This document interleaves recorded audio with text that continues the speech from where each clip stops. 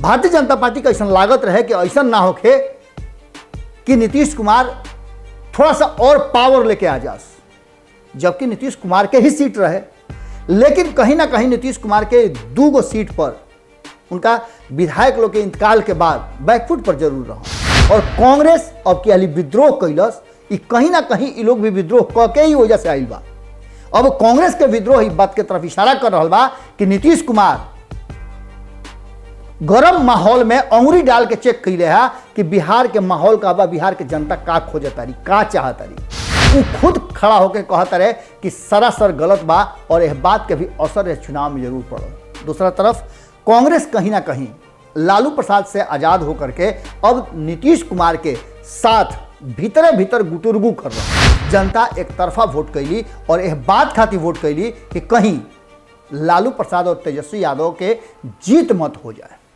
हालांकि एक बात खातिर हुआ तेजस्वी यादव के दाद देवे के पड़ी कि तेजस्वी यादव एजा भी फील्डिंग बड़ा जबरदस्त कैले रहा और पहला हाली एक लंबा समय के बाद एजा से चुनाव लड़ रहा और चुनाव लड़ला के बाद टक्कर कड़ा गया कि लगातार वजह से लवकुश समीकरण के सीट मानल जा रहा है, यानी कि कुशवाहा वजह से हमेशा जीतता और उपेंद्र कुशवाहा भी वजह खूटा गाड़ के अपन पड़ रहा। एक संगे संगे तेजस्वी यादव के MY समीकरण पर लवकुश समीकरण कहीं ना कहीं बराबर में आके खड़ा हो गया। 2015 में यह पेंच अजुराई रहे और जो रणनीति नीतीश कुमार बनल रहन बड़ा पीट बैठा रहे। 80 गो सीट के बाद लालू प्रसाद के परिवार में भीतरे भीतरे खूब हुलगड़ा मचे रहे।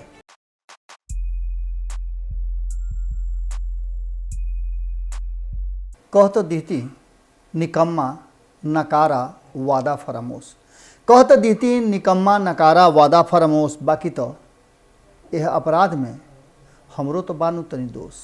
गोड़ा तनी हेरा से अभिनंदन वालों के अपना कार्यक्रम जना के नाम हो खूटा ठोक के।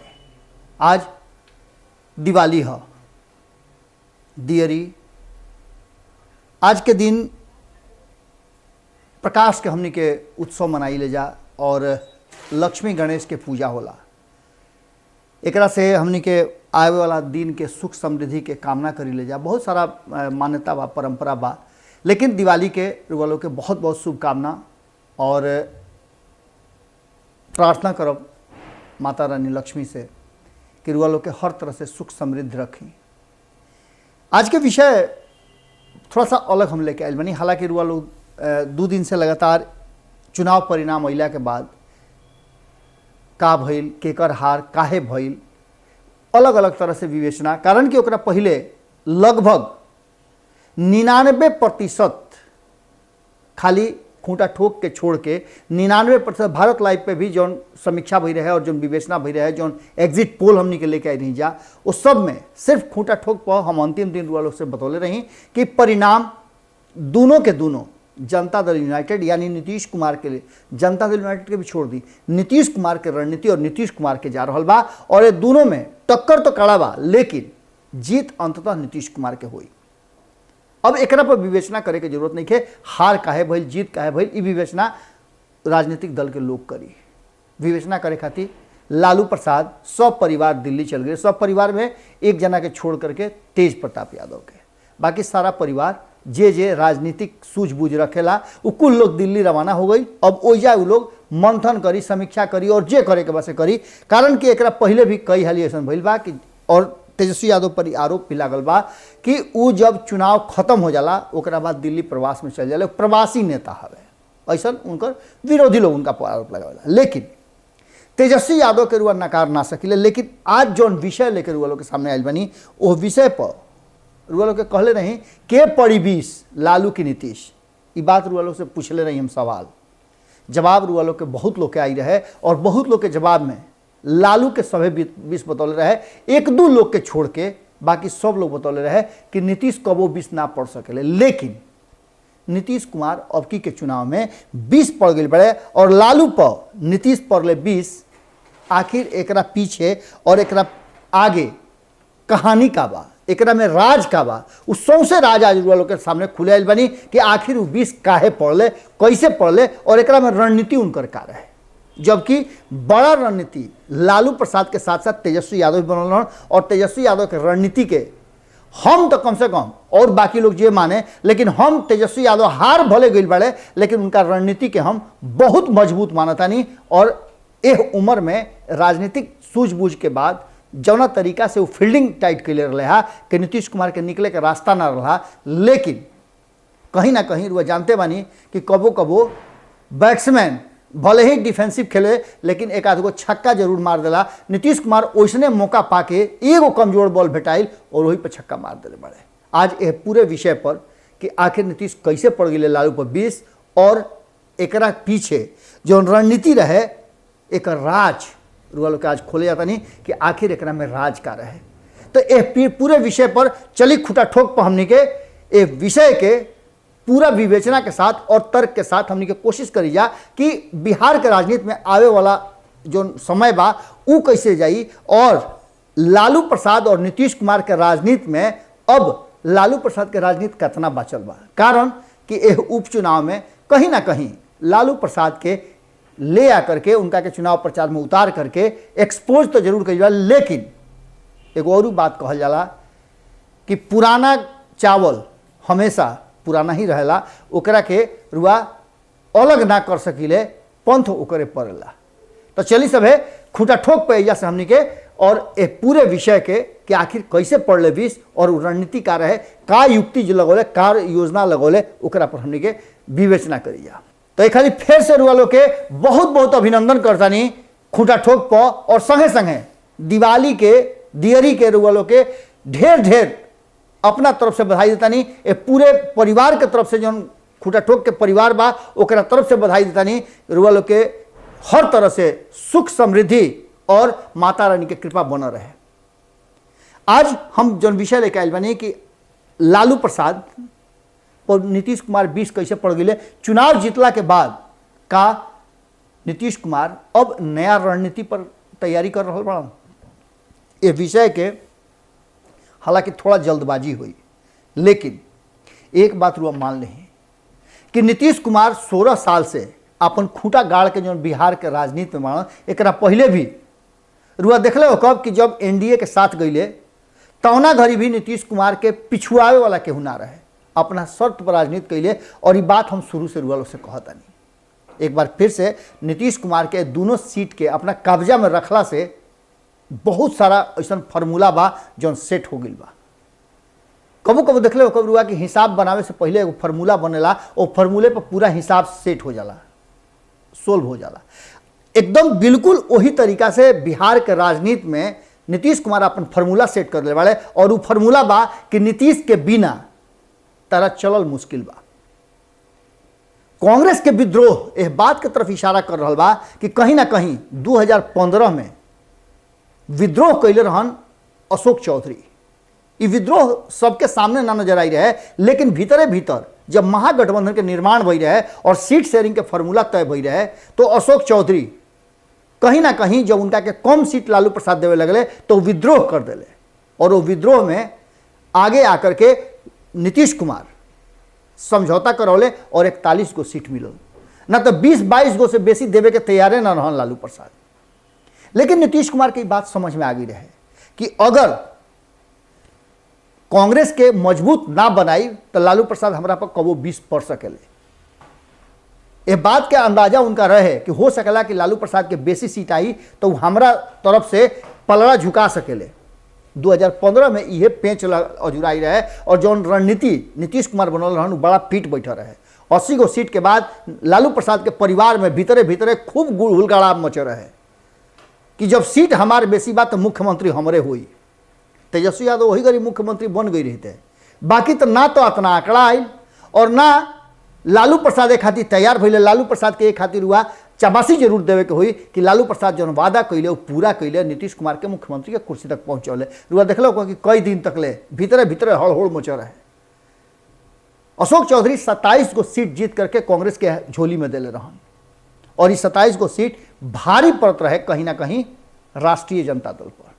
अशोक चौधरी एनडीए में भले आज बढ़न, लेकिन पूर्ण रूपे ना पारिवारिक रूप से जन्मजात कांग्रेसी हवे। लेकिन कांग्रेस के साथ जो व्यवहार भइल और कांग्रेस लगातार जो लालू प्रसाद के साथ चले खातिर मजबूर रहा ओकरा के छोड़ करके नीतीश कुमार के साथ आवे के पीछे उनकर कारण अपने रहे। वो घड़ी भी अशोक चौधरी स्पष्ट तरीका से कहले रहन, रुआ याद होई कि कहीं ना कहीं हम अशोक चौधरी के चर्चा ऐसे करता नहीं कि अशोक चौधरी एक बड़ा फैक्टर बन के उभरले है अबकी के चुनाव में। उनका रणनीति काम कई रहा और नीतीश कुमार के रणनीति में अशोक चौधरी के रणनीति पूरा मजबूती के साथ आई।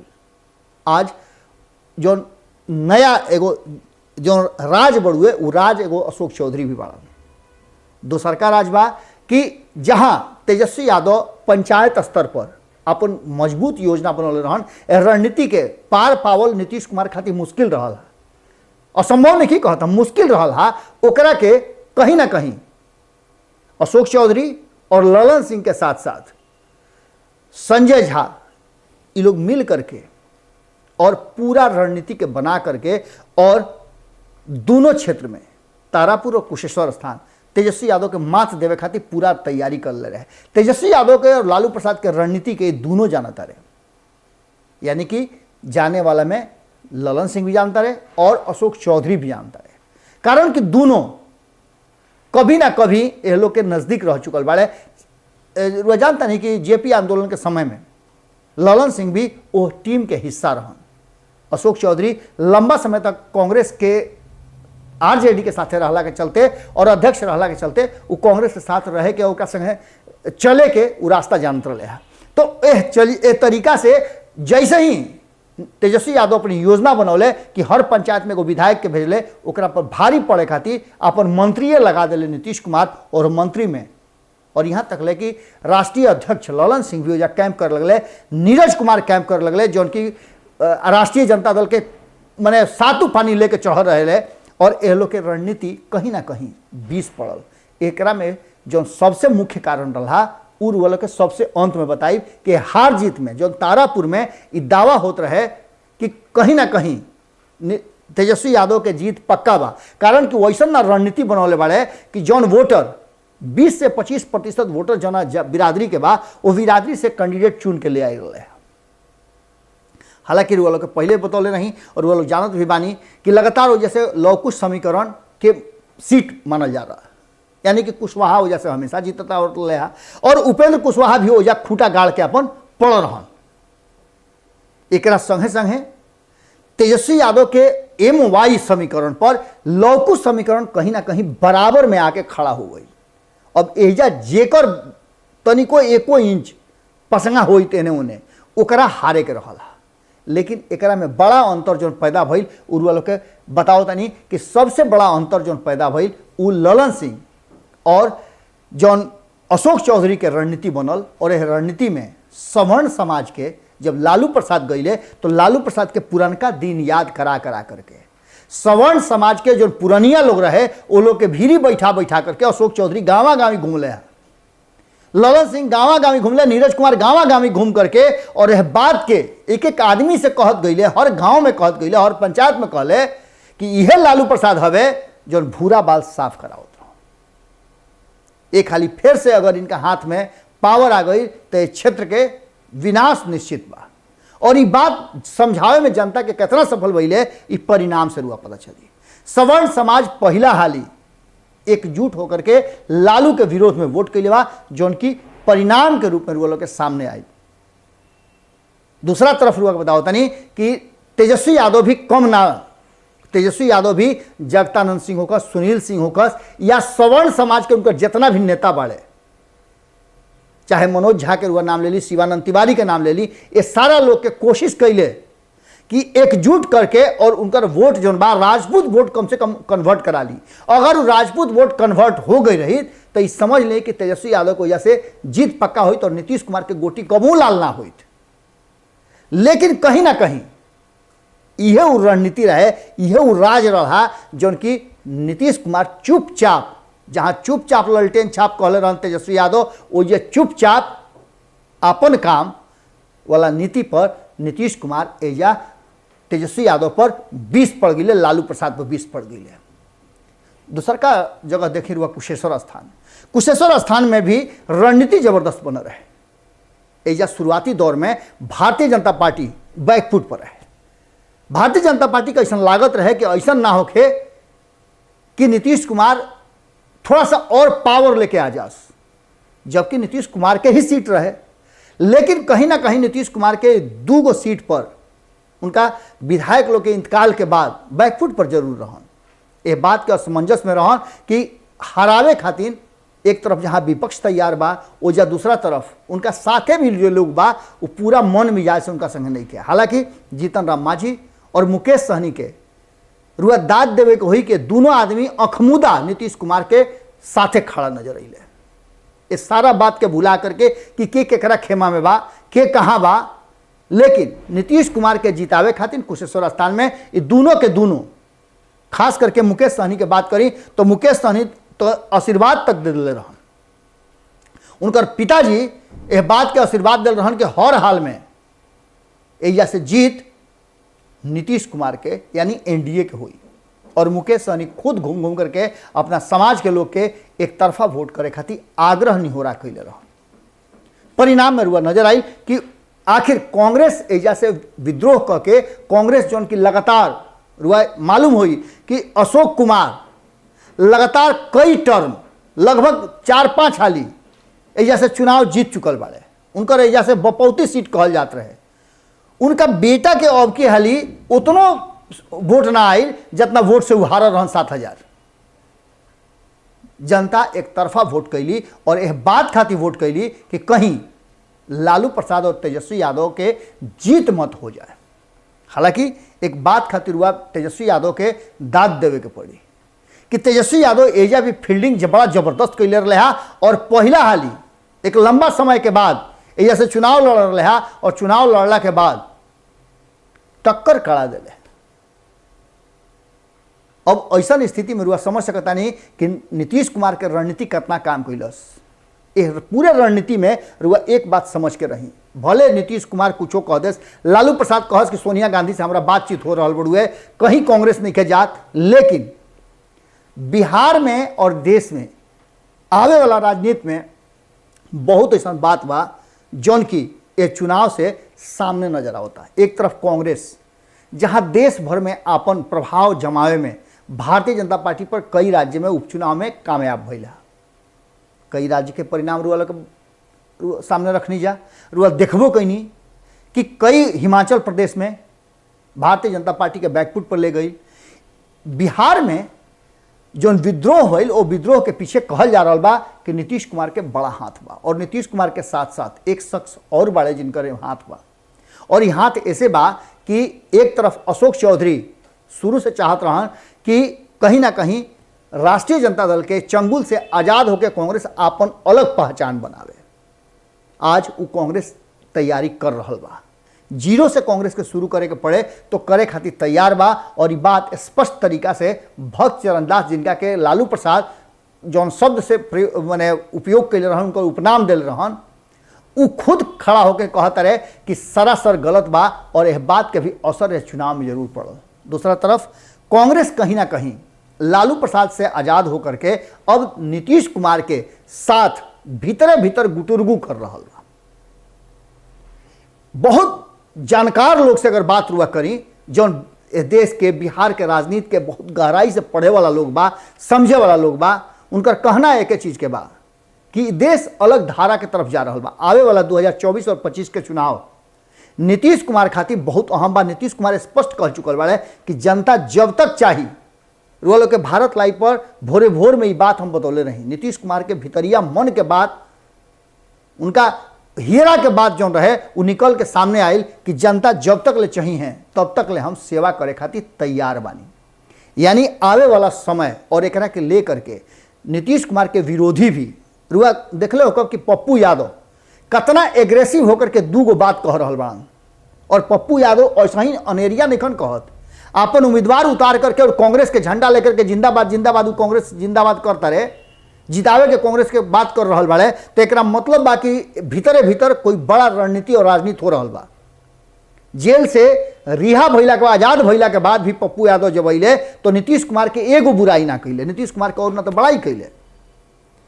वही उनकर कहना बा और जो उनकी इशारा कर रहा बा नया रणनीति के, नया राज खुल रहा बा कि कहीं ना कहीं भारतीय जनता पार्टी और राष्ट्रीय जनता दल के एकोर क के बेलगा के एगो नया समीकरण बनावे के तैयारी चल रहा बा।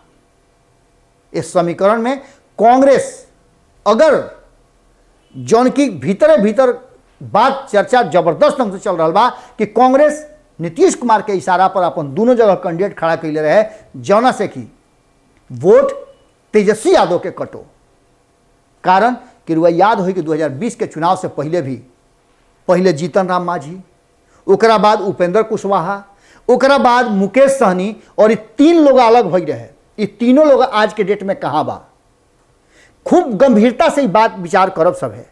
ये और कहीं रुआ ना मिली, ये भीतरिया बात यही खूंटा ठोक पर मिली कि ये तीनों लोग आज कहाँ बा। तो तीनों लोग के तीनों लोग आज नीतीश कुमार के साथे खड़ा बा। बाकी के बाचल तो कांग्रेस, और कांग्रेस अब के अली विद्रोह कैलस। ये कहीं ना कहीं ये लोग भी विद्रोह क के ही वजह से आइल बा। अब कांग्रेस के विद्रोह इस बात के तरफ इशारा कर रहा बा कि नीतीश कुमार गरम माहौल में अंगुरी डाल के चेक कैले है कि बिहार के माहौल का बा, बिहार के जनता का खोजतारी, का चाहतारी। और निश्चित रूप से कांग्रेस के अगला रास्ता जौन बा वो या तो लोकसभा चुनाव में होके या विधानसभा चुनाव में होके भारतीय जनता पार्टी और राष्ट्रीय जनता दल से अलग एक नया धारा में आवे के तैयारी बा। और ये तैयारी हो सकेला कि उत्तर प्रदेश चुनाव से रुआ देखे के मिल सकेला, जहां एक तरफ राष्ट्रीय जनता दल से अलग, भारतीय जनता पार्टी से अलग हो सकेला कि नीतीश कुमार के नेतृत्व में ये पूरा गठबंधन बना करके उत्तर प्रदेश चुनाव से एक नया शुरुआत, एक नया गठबंधन के बिगुल फूका जाए तो कोई अतिशयोक्ति ना हुई। कारण कि कांग्रेस यह बात के कह चुकल बड़ुए कि अब वो अपना हिसाब से, अपना विचार से, अपना दमखम पर आपन पहचान जुटावे के कोशिश करी। और ऐसा स्थिति में नीतीश कुमार के भी, मुकेश सहनी के भी और जीतन राम मांझी के भी भारतीय जनता पार्टी कह रहा कि उत्तर प्रदेश में हमरा केहू के अलायंस के जरूरत नहीं है, जरा संगे करे कर हम कर लेनी। तो ऐसा स्थिति में विकल्प का हुई। और अब के चुनाव लड़े खातिर उत्तर प्रदेश में पूरी मजबूती के साथ कहीं ना कहीं नीतीश कुमार भी तैयार बाड़े, मुकेश सहनी तैयार बाड़े, जीतन राम मांझी चुनाव लड़े के सुबुगाहट में बाड़े। तो विकल्प का बा? कांग्रेस तो ऑलरेडी चुनाव लड़ रहा बा। ये पूरे विकल्प और पूरे चुनाव में ये मात्र 2 सीट के चुनाव बहुत कुछ बिहार के राजनीति के खोल के रख दिलस। और एक से देश के राजनीति के दशा और दिशा तय हुई। ऐसे इनकार हुआ नत करी। आवे वाला समय में नीतीश कुमार के एक बार फिर से बाह के मजबूत करे खातिर अलग अलग धारा के लोग आ करके उनका साथे मिल जाओ और नया गठबंधन बन जाओ तो कोई अतिशयोक्ति ना हुई। आज के खूंटा ठोक में यही विराम देता नहीं। सेफ, सुरक्षित दिवाली मनाई सब है, पर पटाखा कम छोड़ो सब है, फुलझड़ी झड़ी छोड़ के दिया हुआ जरा करके लइकन पर ध्यान रखो सब है। कारण कि ज़्यादा दिक्कत लइकन संगे होला, मारे पुटपुटिया पटाखा छोड़ के फेरा में हाथ जरा ले सब, तो बचा के रखो सब है और सेफ करी सब है, पूजा करी सब है, मोर मिठाई खाई सब है। फिर काल भेंट हुई लोग से यही ठेहा पर जना के नाम है खूंटा ठोक के। वो लोग सब्सक्राइब करे में कमजोरी करता नहीं। ये राउर चैनल है महाराज, जौना भाषा के रुआ बानी आई सब है ना, सब्सक्राइब करी सब है। और इस चैनल के आपन मान के, आपन समझ के जौन विचार बात तो कमेंट बॉक्स में जरूर लिखी सब है। गोड़ लागत नहीं।